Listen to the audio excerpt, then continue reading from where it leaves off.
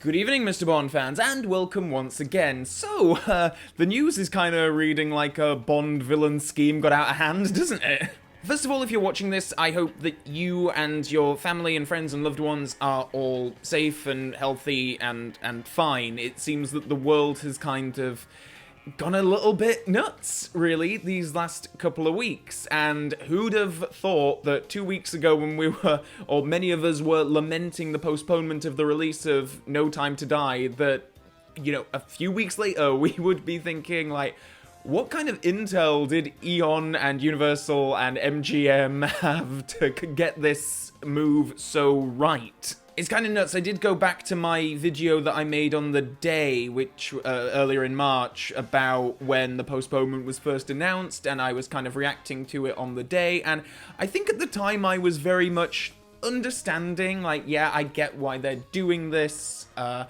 It's perhaps a money-making thing. Someone somewhere decided that the column of money that they were projecting for November would be bigger than the column of money they were projecting for April, so that's why they did it. Anyway, turns out that obviously public health would have been a big motivating factor as well, but little did I know then that, yeah, a couple of weeks later, all the cinemas are closed now in the UK and in much of Europe.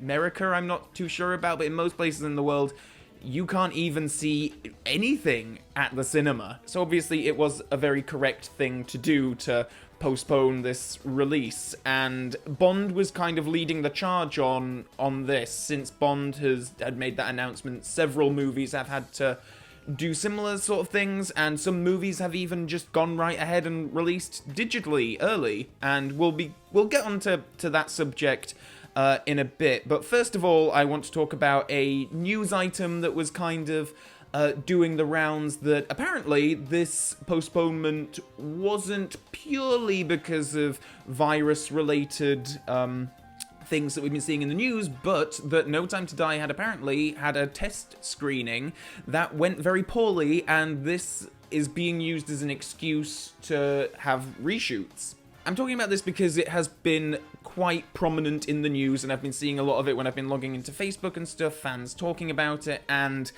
I think even the original source of this rumor kind of says you should take this with a pinch of salt.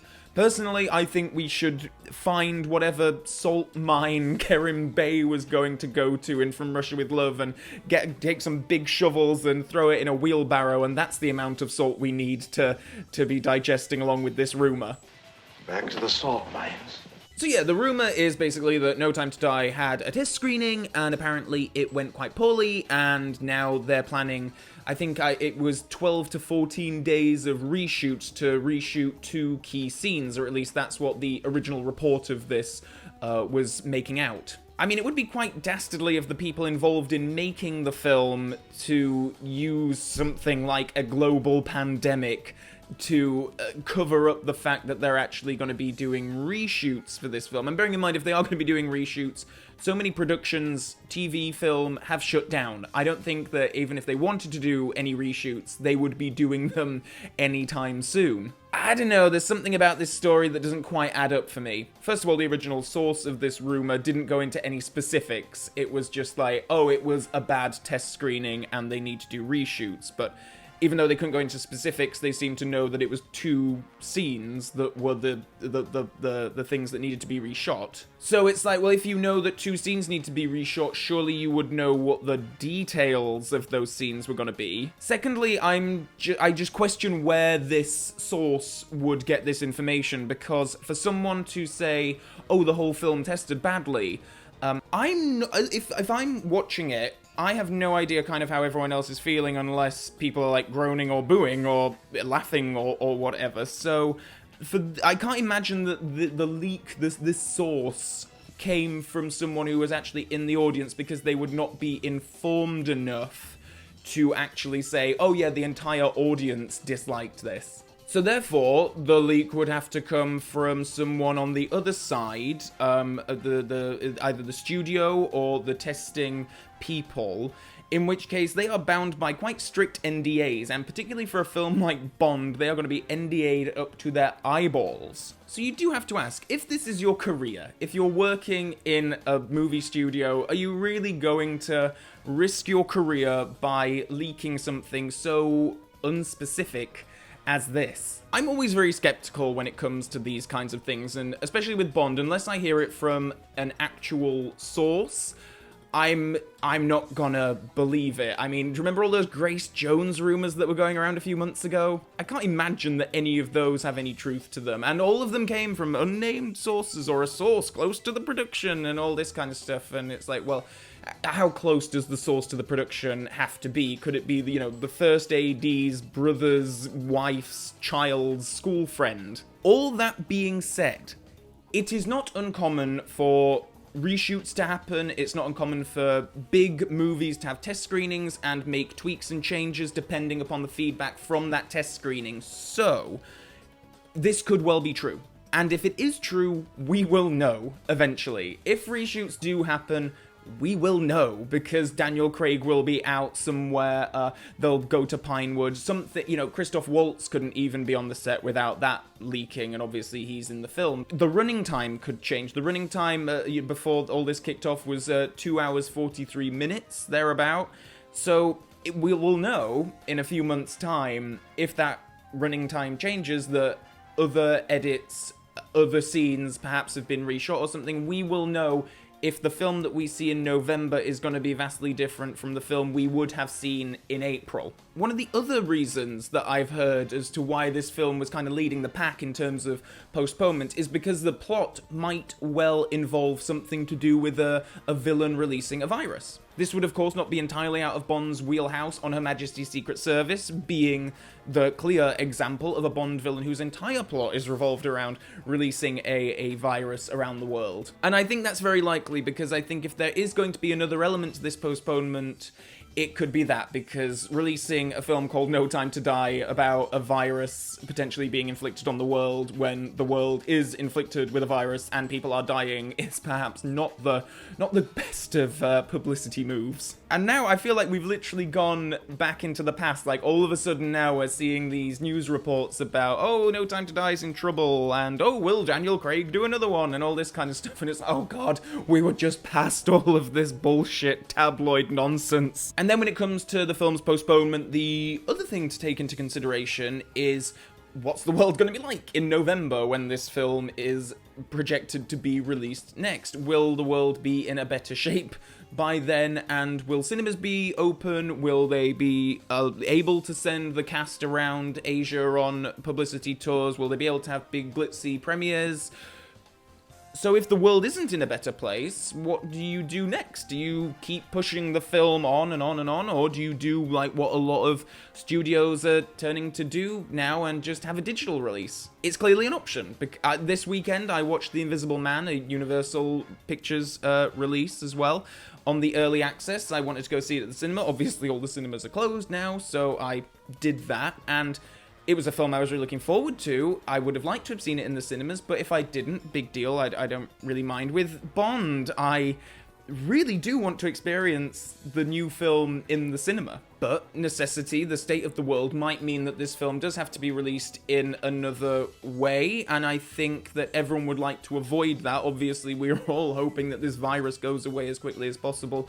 Not for, like, the film is a very small part of the reasons why we would want the virus to go away, obviously. And obviously, it's kind of out of everyone's hands. It's like, no matter how much us fans might desire that, it's dependent on what the state of the world is like in November. And there is obviously another element here, leaks. I was quite relieved reading the Daniel Craig GQ article. I would highly recommend reading it if you haven't already, where it kind of confirmed that there are only 1 or 2 copies of the film existing on hard drives, and Daniel Craig couldn't even see it in New York, where he was. He had to, like, fly out to have a private screening of the film. And that's reassuring, because for a film like this that has presumably been shopped around special effects houses, little bit scenes will have been sent around for people to do visual effects work and all that kind of stuff. Obviously, people have been working on this, and now we have 7 months up until the new the release date.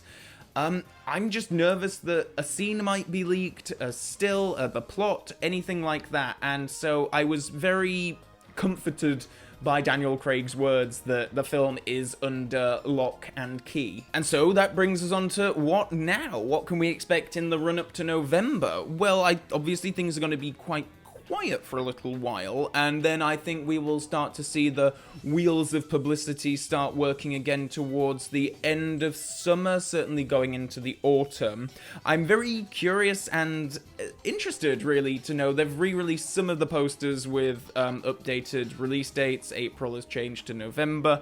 I would be interested to know if we're going to get any kind of new look posters or trailers or anything like that. I would imagine there would need to be something new to the marketing in order to make it stand out a bit more for people who've already seen all the trailers that, was released in December and the posters and all that kind of stuff. I think that we're all so used to that now, and general audiences will be so used to that you will need to spice it up a little bit. And I find that quite exciting, because, there's going to be more posters to talk about, more trailers to talk about, and that part of it is very exciting. And in terms of what is coming up next on this channel, because just to update on myself, I'm working from home. I'm very lucky I have a job that I can do pretty much all of it working remotely anyway, so I'm working from home. I'm self-isolating for the most part, in line with the government advice here, and as a result, I am going to be making a lot of videos. My productivity is going to be much greater. So,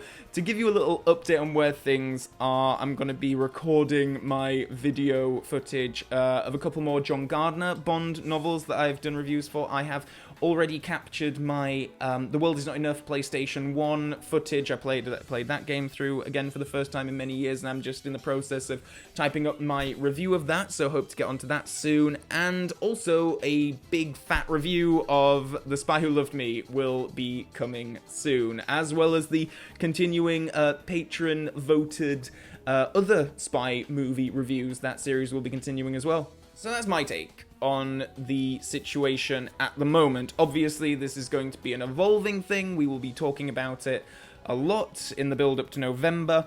My main question for you guys in the comment section below on this particular subject is, if No Time to Die were to be released digitally and we wouldn't get that cinematic experience, would that bother you?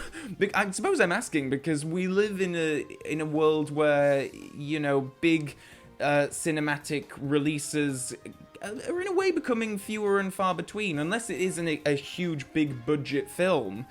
A lot of stuff does go straight to video on demand, does go to Netflix, does go to television, and would it bother you if you couldn't see No Time to Die in the cinema? It certainly would do me, because I do like that cinematic experience. However, I do understand that to a lot of people, if I see the film, I see the film. I don't care if it's on my own sofa or in a movie theater. So please do let me know your comments in the comments section below. Also below you will find links to my various social media pages, my Facebook and my Twitter, and my Patreon page if you would like to go one step further in supporting this channel. So with all that being said, until next time, Bond fans, so long for now and stay healthy.